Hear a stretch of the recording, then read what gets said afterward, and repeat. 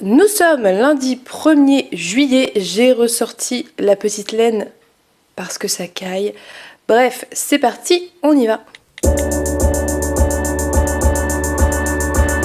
J'espère que j'aurai pas de problème de son encore une fois parce que je pense que c'était la manière dont j'avais branché les trucs qui faisait que ça buguait. Sauf que j'ai fait un faux mouvement, que le truc s'est débranché, donc là je suis en test pour voir si ça... Oh bref, ouf, vous aurez compris. Bref, donc nous sommes lundi, je n'ai rien terminé. J'ai avancé pierre d'angle, j'ai pas mal avancé. Je sais plus où j'ai mis ma liseuse, mais j'étais chapitre 35, je suis chapitre 45. Ce qui n'est pas trop mal. On s'attend pas à des miracles. J'ai attaqué ceci, donc le tome 9, le tome 10 du coup de Frieren. J'ai lu ça et je vais continuer. Mais hier, hier c'était, enfin vous savez, hein, hier j'ai eu du mal un petit peu à lire. Le contexte était un petit peu compliqué pour se concentrer, donc c'est pour ça que j'ai attaqué ça et que j'ai pas pris de roman. Voilà, mais j'ai pas terminé. Donc je vais terminer ça aujourd'hui. J'aimerais bien avancer encore un petit peu pierre d'angle. Et je n'ai pas terminé La femme de ménage parce que, pour les mêmes raisons que citées précédemment, donc j'espère que je vais réussir à terminer aujourd'hui. Je n'ai pas envie de le traîner plus longtemps. Je vous ai dit, il me reste 7 chapitres, 100 pages sur 300, donc je pense que c'est faisable, mais ça sera peut-être plutôt ce soir quand les enfants dorment et que je serai au calme. Donc voilà pour ce début de semaine, rien d'exceptionnel, rien d'incroyable. Hier, du coup... Je vous ai clôturé le vlog, mais je vous ai pas trop raconté ma life, je crois. Donc, petit point de situation à l'heure actuelle. Hier, j'ai fait un gros rangement dans les décos. J'en ai enlevé plein. Je les ai mis dans un carton. J'ai rangé la bibliothèque qui est à côté. Pareil, j'ai viré toutes les décos. Il ne reste que les livres. Et il faut que je m'occupe de les ranger. Donc, je vais faire ça. Je sais pas trop quand, mais bientôt. J'ai un colis Gibert envoyé puisque j'ai fait un tri. Voilà, comme annoncé précédemment, j'ai fait un tri. Donc, je vais envoyer ça chez Gibert. Je sais que je gagne moins de sous que si je le fais sur Vinted, mais j'ai pas le temps. Voilà, j'ai vraiment... Il y a un oiseau qui vient de s'éclater contre la vitre. Pas d'oiseau au sol, je pense qu'il est reparti. Bref, je vous disais quoi, j'ai pas le temps de me casser la tête avec Vinted, donc j'ai fait un colis Gibert et ça me prend une petite cagnotte et je sais déjà ce que je vais me prendre, mais ça n'est pas pressé, hein, parce que là on a autre chose à gérer. Donc voilà, c'est un petit peu ce qui s'est passé hier. Là, juste après l'introduction de ce vlog, je vais filmer mon Mid-Year Freakout Book Tag pour le publier mercredi si tout va bien, je l'espère. Je dois aussi monter la vidéo d'aujourd'hui, donc le book haul, book mail. J'ai un peu plus d'1 heure de rush, ce qui est relativement raisonnable, mais j'ai reçu moins de livres ce mois-ci, ce qui est très bien, mais ce qui, l'un dans l'autre, ne change pas grand-chose parce que je suis toujours en déficit, entre guillemets, entre ce que je lis et ce que j'ai pu recevoir sur ce début d'année. Donc bon, voilà, je vais essayer d'écouler ça tranquillement. Et voilà, c'est tout. J'ai pas grand chose à ajouter, très honnêtement. Je ne vais pas forcément vous reparler de pierre d'angle dans l'immédiat parce que même si j'ai avancé, je vais attendre d'être vers les 2/3, je pense, pour vous faire un vrai point. Et voilà. Donc rien de particulier en ce début de semaine. Il fait beau, mais pas très chaud. Il y a du vent, c'est pas incroyable. Alors est-ce que c'est parce que je suis fatiguée, que j'ai froid, ou parce qu'il fait vraiment froid? Je ne sais pas. Toujours est-il que je vais vous laisser pour cette introduction. Je vous fais des bisous et je vous reprendrai plus tard. Coucou, on se retrouve. Nous sommes mercredi 3, du coup. Mercredi 3 juillet et j'ai 2-3 trucs à vous dire. Et je vais pas trop traîner parce que j'ai plein de trucs à faire. Bref, donc j'ai terminé 2 lectures que je vais vous montrer tout de suite. Pour commencer, j'ai terminé Mexican Gothic de Silvia Moreno Garcia que j'ai lu en anglais, qui était l'Explora Livre d'il y a bien trop longtemps. C'est celui de mai, je l'ai enfin terminé. Voilà. Je sais pas trop ce que je vais vous en dire honnêtement parce que je pense que le fait d'avoir lu en anglais comme toujours, hein, ça a tendance un petit peu à atténuer mes ressentis. C'est pas pareil que quand je dis en français. Et si le bouquin est pas excellent, bah très rapidement, c'est sympa sans plus. Alors je trouve dans les points positifs que c'était réussi en termes d'ambiance parce que ça fait flipper. Au bout d'un moment, ça commence à mettre très mal à l'aise, à faire flipper. On est sur du gothique au début. On tombe dans de l'horrifique sur le dernier tiers, peut-être un petit peu avant. Et quand je dis de l'horrifique, c'est du body horror et du bien crado dégueulasse. Donc voilà, si vous aimez ça, je vous le dis, c'est bien crado. À la fin, il y a des trucs vraiment dégoûtants. Ça aurait peut-être été pire en français d'ailleurs, mais soit. Donc voilà, c'était une lecture qui était intéressante par certains aspects. J'ai bien aimé, par exemple, je trouve que l'autrice a bien réussi à nous paumer dans le temps, à créer une ambiance qui est vraiment ce truc de huis clos, c'était très réussi. Après, honnêtement, je suis pas non plus ultra convaincue ni ultra fan. J'ai pas trouvé que c'était incroyable. En fait, c'est ce genre de lecture, quand vous y êtes, ça avance bien et ça se lit bien et c'est réussi pour l'ambiance et les promesses qui sont faites. Mais c'est pas le genre de livre où j'avais envie d'y retourner, vous voyez.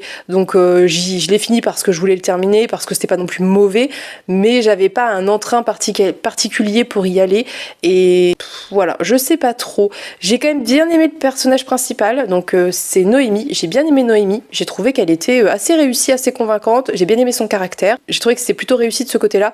Pour le reste, je sais pas. C'était peut-être un peu trop pour moi, un peu trop tiré par les cheveux ou trop kitsch. Il y avait un côté un peu kitsch comme ça, un peu vieillot. Je sais pas. Franchement, voilà, c'était sympa. C'est pas une lecture. Je peux pas dire que j'ai adoré. Je peux pas dire que j'ai vraiment foncièrement aimé. Mais c'était pas non plus déplaisant et je reconnais certaines qualités. Donc voilà, c'était une lecture moyenne pour moi. Ensuite, lundi, j'ai reçu ceci, donc en service de presse de la part de Noël. C'est Les Fauteurs d'ordre de Jean-Philippe Jaworski, écrit qui a été réalisé dans la foulée des élections européennes, si je dis pas de bêtises. Donc il l'a écrit tout de suite après, en une semaine je crois.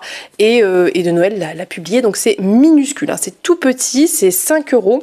Et c'est un écrit qui va suivre le conseiller prétor qui est chargé de la politique d'épuration dans le royaume. Franchement, vous n'avez pas besoin que je vous fasse les liens avec l'actualité pour comprendre. On est vraiment sur une purification ethnique, c'est ce qui est dit derrière, et avec un zèle décuplé de la part de ce protagoniste. Et il est persuadé, évidemment, qu'il sera récompensé pour ce qu'il fait. Et peut-être pas. Voilà, je vais pas vous en dire plus, c'est très très court, ça sert à rien. C'était hyper intéressant, c'était hyper bien écrit. Vraiment, il y avait des passages qui étaient la qualité de la plume sur certains passages était géniale. J'ai adoré certains passages, je les ai trouvés comme toujours chez Jaworski en fait, avec ce que ça implique de bon et parfois de pas bon finalement. C'est que, enfin de pas bon quand on n'aime pas ce qu'on lit, quoi. Je veux dire, ce qui était le cas par exemple pour moi avec Gagner la guerre, il y avait des moments où j'étais voilà, mais c'est hyper immersif et il parvient à vraiment solliciter tous vos sens dans sa manière d'écrire. J'aime beaucoup la plume de Jaworski et pour moi c'est écrit très réussi. C'est frustrant parce que c'est court et que on connaît son potentiel d'écriture, enfin en tout cas quand on a déjà lu, et on a envie d'en avoir plus et on sait qu'il pourrait nous faire tout un truc là-dessus, mais c'est le principe du truc, donc il faut accepter. Et c'était hyper intéressant parce qu'il y a une espèce de montée et de redescente, sans trop vous en dire, qui était presque attendu, j'ai envie de vous dire, parce que c'est ce qu'on peut voir dans la politique actuelle, et évidemment ça dénonce plein de trucs, ça dénonce autant le racisme et la xénophobie et tout ça, que finalement aussi cette j'ai perdu le mot, comment ça s'appelle, cette corruption, voilà, cette corruption des personnages qui dirigent des états fascistes, et j'ai beaucoup aimé la fin. J'ai trouvé que c'était ouais, c'était vraiment très réussi. C'est un écrit qui est très intéressant. C'est un écrit d'actualité, je pense. C'est un écrit qu'il peut être intéressant de découvrir actuellement, vraiment. Et c'est pour ça qu'il a été écrit. Et moi, j'ai beaucoup aimé. Voilà, je sais pas quoi vous en dire parce que c'est tellement court que je veux pas. Je pense qu'il faut y aller comme ça. Mais c'est assez juste dans ce que ça dénonce. En même temps, moi, je serais allée plus loin. Paradoxalement, je serais allée plus loin que lui, je pense. Et c'est aussi un choix d'écriture que d'atténuer certaines choses et mettre en avant d'autres. Donc bref, si vous avez l'occasion de le découvrir, je crois qu'il est déjà en rupture de stock, je crois qu'il n'est pas forcément facilement trouvable, tentez-le, parce que vraiment c'est un écrit qui a sa place dans l'actualité, et je trouve ça intéressant. Je suis vraiment très contente de l'avoir lu. J'ai vraiment apprécié cette lecture, autant pour le fond que pour la forme, comme toujours avec Jaworski, et voilà, donc toute petite nouvelle très intéressante. Et voilà, c'est tout pour ce que j'ai lu. J'ai très bien avancé Pierre d'Angle. Je peux vous dire, si jamais vous êtes dedans, ou si vous comptez lire le tome 4 bientôt, que les chapitres 52, 53 et 54 étaient incroyables en termes de retournement de situation et de révélation. J'ai adoré. Donc là, je crois que je suis au 55, mais je suis plus sûre parce que je me suis plus ou moins endormie dessus hier tellement j'étais claquée, j'étais séchée, donc je sais plus où je me suis arrêtée. Ma liseuse s'est éteinte sur mon nez, littéralement. Donc je vous en reparlerai plus tard. Je pense que je vous ferai un gros bilan final sur ce 4e et dernier tome. Et voilà, donc je vais vous laisser parce que j'ai plein de trucs à faire. Il faut que je filme d'autres plans pour d'autres vidéos.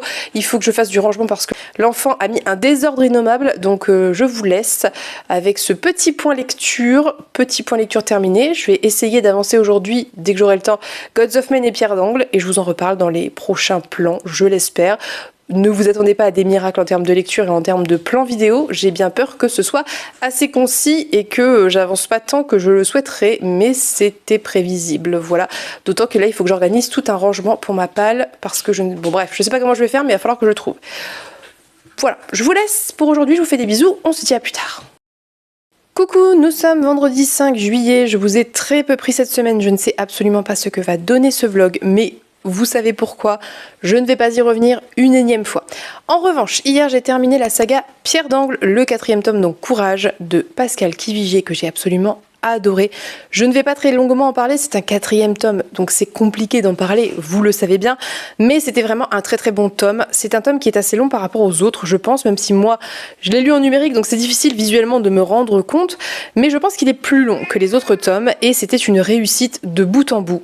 Je trouve qu'on est vraiment sur une espèce de tome qui démarre très mal. On démarre hyper mal. On démarre dans la pire situation possible et ça se dégrade, ça se dégrade, ça se dégrade et on se demande vraiment comment on va s'en sortir. Est-ce qu'on va avoir toutes les réponses? Et spoiler alerte, c'est le cas. L'autrice fait ça extrêmement bien. C'était tellement intéressant, c'était tellement bien écrit, c'était tellement prenant, tellement émouvant. J'ai été hyper triste à plein de moments parce que il faut accepter que l'autrice n'a pas tellement pitié des personnages. Elle n'hésite pas à leur faire subir des choses terrible et c'est bien aussi en fait parce que voilà, si on n'a pas d'inquiétude pour les personnages, ça n'a pas l'intérêt est quand même un petit peu réduit concrètement. On se demande comment ils vont s'en sortir et qui va s'en sortir en fait tout du long de ce 4e tome et vraiment j'ai adoré. J'ai eu un peu de mal à accepter de terminer cette saga. Je n'avais aucune envie de laisser les personnages, je n'avais aucune envie de quitter cet univers. J'ai tellement aimé, j'ai tellement trouvé que c'était intelligent, c'était bien écrit, ça n'a que des qualités. Voilà, pour moi, Pierre d'Angle, il n'y a pas de défaut. Je n'ai rien noté qui m'ait déplu dans ce bouquin. Voilà, très honnêtement.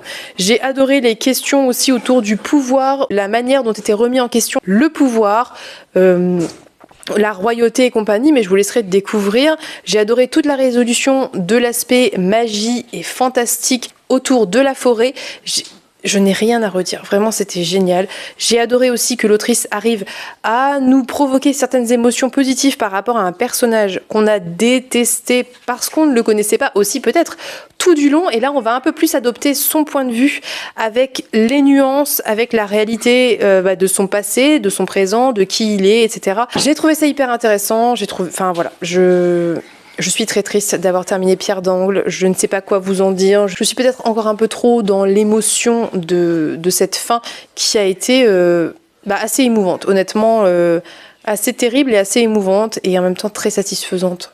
Voilà, je vais essayer de digérer ça, je vous en reparlerai de toute façon en bilan, voilà, on en reparlera, c'est une certitude. Tout ce que je peux vous dire à l'heure actuelle, c'est qu'il faut absolument découvrir Pierre d'Angle parce que c'est une des sagas les mieux écrites que j'ai lues de ma vie en termes de rythme, de procédé narratif, de style. Tout est très chouette. Je trouve que vraiment l'autrice réussit à aller de l'humour le plus léger, voire potache, jusqu'aux passages les plus dramatiques, terribles et horribles. Elle vous fait passer par toute une gamme de registres, de procédés, d'émotions, de tout ce que vous voulez et vous la suivez aveuglément, vous vous laissez manipuler, vous vous laissez faire et vous êtes docile en plus de ça et vous en redemandez. Et vraiment, elle fait ça extrêmement bien. J'ai rarement vu une plume aussi complète, aussi en termes de genre. Ça veut dire qu'elle fait des passages qui vont être très poétiques, elle va faire des passages qui vont être épiques, des passages d'action, des passages de tranches de vie, des passages drôles, des passages qui sont typiquement repris du théâtre avec des quiproquos et des dialogues des échanges de dialogues qui s'enchaînent, théâtre comique beaucoup, enfin vraiment c'est hyper complet, vous retrouvez de tout. Il y a des passages beaucoup plus prosaïques, des moments où les personnages emploient un vocabulaire qui semble presque anachronique, même si on peut pas parler d'anachronisme dans un univers de fantasy, mais ça fonctionne très bien parce que c'est toujours fait avec intelligence, c'est toujours fait au bon moment, enfin Voilà, c'était incroyable. Je suis très contente d'avoir découvert cette saga. Je suis très contente de l'avoir lu en lecture commune parce que je pense que c'est vraiment une valeur ajoutée de pouvoir discuter et échanger et faire des théories et aussi exprimer parfois son désarroi devant le sort de nos protagonistes préférés. Et je pense que si vous ne lisez pas Pierre d'Angle, potentiellement, vous passerez à côté de quelque chose. Je ne dis pas que vous allez forcément aimer, mais vous pouvez passer à côté d'une excellente saga, d'une très très grande saga qui mérite d'être découverte, qui mérite d'être lue. Et vraiment, je pense qu'il faut le tenter en sachant que une première partie du premier livre n'est pas tellement représentative de tout le reste, puisque finalement, c'est le seul moment où on sera en dehors de Pierre d'Angle. Tout le reste des tomes, et même de cette deuxième partie de tome, se passe presque en huis clos sur cette île où on n'en sort pas. Et bref, je vous laisserai découvrir, mais je pense qu'il faut vraiment lire le premier en entier pour se faire un début d'avis, mais c'est meilleur à chaque tome, donc il faut tout lire en fait. Lisez Pierre d'Angle en entier, de A à Z, et laissez-vous porter. Et si vous aimez, dites-le moi, et si vous n'aimez pas, me le dites pas trop. Je pense que voilà, ça va me désespérer. Mais n'hésitez pas à me dire si vous l'avez attaqué, si j'ai réussi à vous donner envie de le faire, parce que j'en ai tellement parlé que c'est possible. D'ailleurs, je crois que certaines d'entre vous m'ont déjà dit que elles s'étaient procuré le tome 1. Donc j'ai hâte d'avoir vos retours sur ça.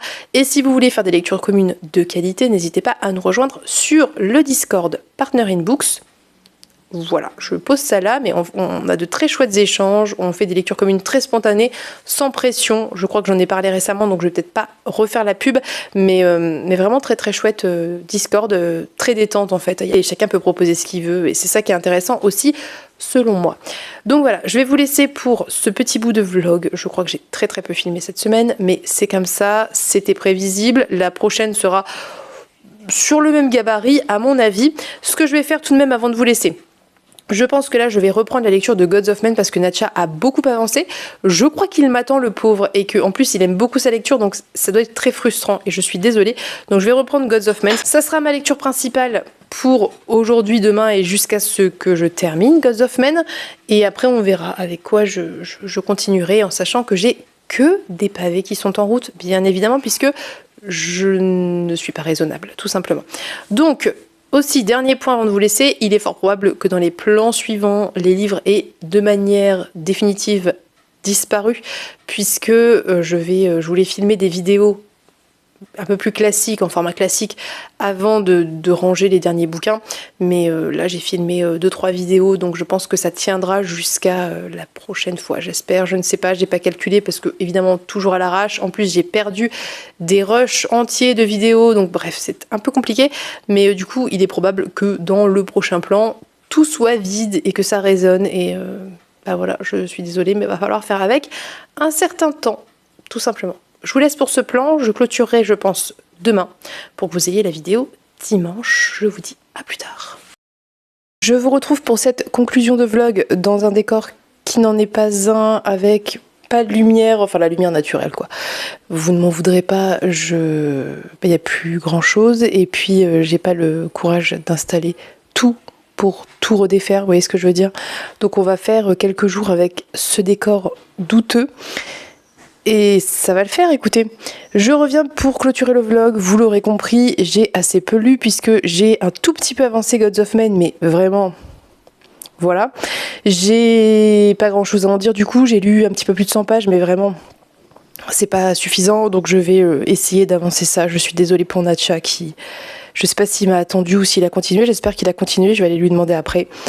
Mais bref, par contre, j'ai terminé la lecture d'Oli de Stephen King.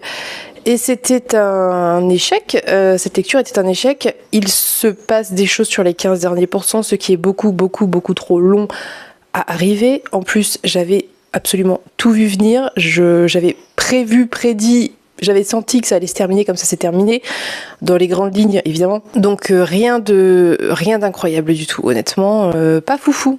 Dans l'ensemble, je me suis assez ennuyée parce que je pense que si il a gagné les Goodreads Awards, c'est uniquement, je suis désolée s'il y a des bruits de fond, mais déménagement, c'est uniquement parce que c'est un auteur états-unien, que Goodreads est une plateforme principalement utilisée par les anglo-saxons, et que tout ce dont parle l'auteur tout ce dont, voilà, tous les événements qu'évoque l'auteur et le contexte qu'évoque l'auteur parle aux anglo-saxons, c'est-à-dire l'absence de protocole sanitaire, c'est-à-dire les vaccins qui n'étaient pas obligatoires et qui étaient faits à certains, enfin voilà, qui voulaient en fait. Et donc bref, tout ce contexte est purement vrai aux États-Unis et du coup pour nous c'est vite pénible, hein. Je suis pas la seule à l'avoir dit. Je sais que j'ai eu pas mal de retours dans ce sens en disant que c'était très très chiant, et oui, c'est très très chiant, jusqu'au bout ça n'arrête pas. En plus, au-delà de cet aspect que j'ai pas mal évoqué, donc je vais pas y revenir, il y a aussi tout le côté un peu condescendant, je trouve, de l'auteur, qui a tendance à être un poil grossophobe, un poil agiste, qui se moque un petit peu des vieux qui ne veulent pas vieillir. Alors on est d'accord, dans l'histoire en l'occurrence ça pue du cul et tout, mais de manière générale il y a un peu cette espèce de mépris, je trouve. Alors si lui il vieillit bien et qu'il accepte de vieillir et que ça lui pose pas de problème, c'est tant mieux pour lui, bien évidemment, c'est toujours mieux d'accepter qu'on prenne de l'âge et c'est la vie et c'est comme ça, mais je trouve ça un petit peu condescendant de juger les gens qui ont du mal à accepter de vieillir, dans la mesure où on n'est pas tous égaux et on n'est pas tous richissimes comme lui. Et je sais pas, j'ai trouvé qu'il y avait de la condescendance par rapport aux gens en surpoids, par rapport à plein de gens en fait, c'est-à-dire à tous ceux qui n'étaient pas dans sa manière de penser ou d'être, ou je ne sais pas. Et là je vous parle même pas par rapport au Covid évidemment, ni par rapport à Trump, qui aussi est un sujet hyper présent dans ce bouquin, Trump, et les gens qui votaient Trump, et vraiment cette espèce de très grosse dichotomie. Alors évidemment je n'approuve pas du tout Trump, vous l'imaginez bien, mais je sais pas si c'était... je sais pas. Je peux pas... Effectivement, la littérature est politique et c'est important que ça le soit. Voilà, c'est normal qu'il y ait un contexte dans les bouquins de contemporains. Mais là, lui dit qu'il trouvait ça important d'inclure tout ce contexte dans son bouquin. Ok. Mais là, c'est quasiment ça l'histoire, en fait. Ça veut dire que au moins 50% du livre, c'est ça.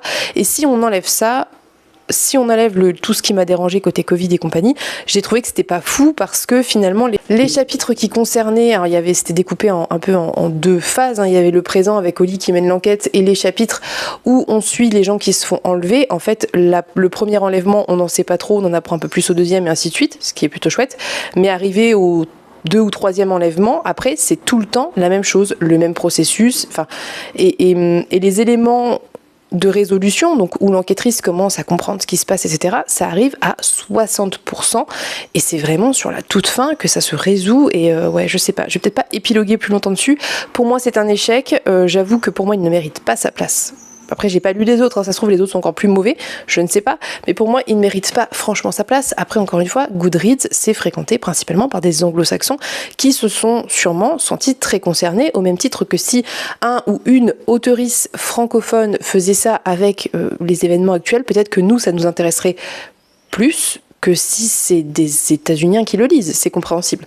Donc c'était un échec, franchement c'est un échec, je me suis pas mal ennuyée, j'ai sauté beaucoup de pages, il y avait beaucoup de passages qui étaient parfaitement inutile et qui faisait que l'enquête n'avançait jamais. Moi, quand je lis un thriller / horreur, je veux de l'enquête, je veux de la tension.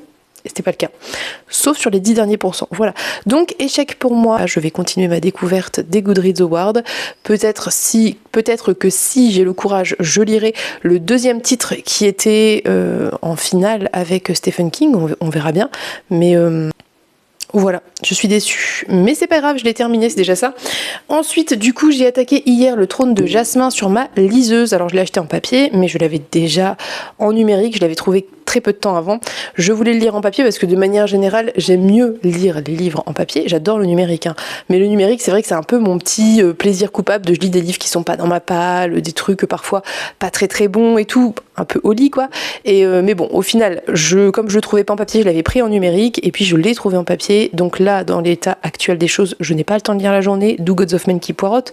Donc j'ai attaqué le Trône de Jasmin en numérique et le début est extrêmement prometteur puisque on suit la sœur d'un souverain qui est censé s'immoler, qui est censé se suicider par le feu pour, je sais pas très bien pourquoi, pour devenir immortelle, pour la gloire de son frère, etc. Et qui refuse, elle a le droit de refuser, mais c'est un peu la le déshonneur sur la famille, mais elle le fait quand même, donc elle va être a priori plus ou moins exilée dans un château ou dans un domaine, enfin ça c'est plutôt d'inspiration indienne, donc est-ce qu'on peut dire château, je ne sais pas, un palais, et on suit en parallèle une servante qui s'appelle Priya, qui a priori est assez badass, de ce que j'ai pu comprendre de ce début, j'ai lu 3-4 chapitres, et qui va travailler dans ce palais, qui travaille déjà dans ce palais, et parallèle de tout ça, il y a une espèce d'épidémie dont je ne sais plus le nom, qui fait que les gens se transforment en fleurs, en arbres, je ne sais pas trop. Et voilà, j'en sais pas plus, j'ai lu 4 chapitres, mais pour le coup, je suis passée vraiment de rien à tout entre Holly et le trône de Jasmin, parce que vraiment le trône de Jasmin, ça a l'air absolument génial. En tout cas, j'aime beaucoup ce début. On est vraiment sur une écriture qui est pas complexe, qui est très fluide, qui se lit très bien, qui est pas hyper travaillée, mais ça me va très bien, c'est tout ce qu'il me faut, et en même temps qui est vraiment dans l'action. C'est de la, ça, je pense que ça va être de la bonne grosse fantaisie, et on adore ça. Donc c'est très très bien. Voilà, je vais vous laisser parce que j'ai si peu de temps pour faire tout ce que j'ai à faire, et j'ai l'impression que rien n'avance parce que je suis dans cette phase les voitures. Je suis dans cette phase où les cartons s'accumulent et du coup ça donne une espèce de désordre visuel qui fait que je n'arrive pas à voir où ça va, mais ça avance tout de même puisque j'ai vidé intégralement les bibliothèques. J'en ai déjà démonté 3, donc celle qui était ici là, qui était celle où je mettais mes livres en cours, celle qui était en face où je mettais mes livres lus, et la petite où il y avait tous mes beaux livres où je faisais mes fonds photos. Voilà, tout ça c'est vidé. La très grande est juste à côté et il n'y a plus de livres dedans. Enfin, très très peu. C'est des livres que je dois donner, etc. Et sinon, par contre, il y a du bazar, mais c'est des trucs que j'attends de ranger un peu au dernier moment parce que je peux pas forcément tout ranger en premier, évidemment. Et voilà. Donc, je vais vous laisser pour ce vlog. Je suis désolée, il est sorti en retard. Enfin, je suis désolée.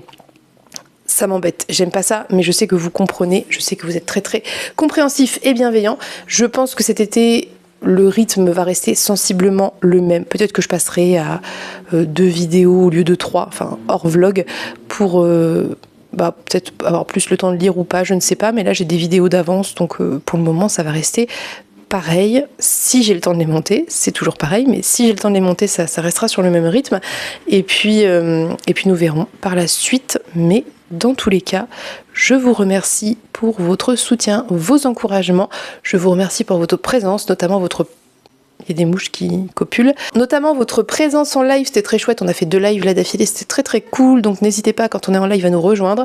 Je pense qu'on va se lancer réellement dans les lives blabla, parce que finalement tous nos lives finissent en blabla. Bref, il est temps de vous laisser. Je vous souhaite à tous et toutes une très très belle journée. Je vous fais de très gros bisous et on se dit à très bientôt pour une prochaine vidéo. Bye bye!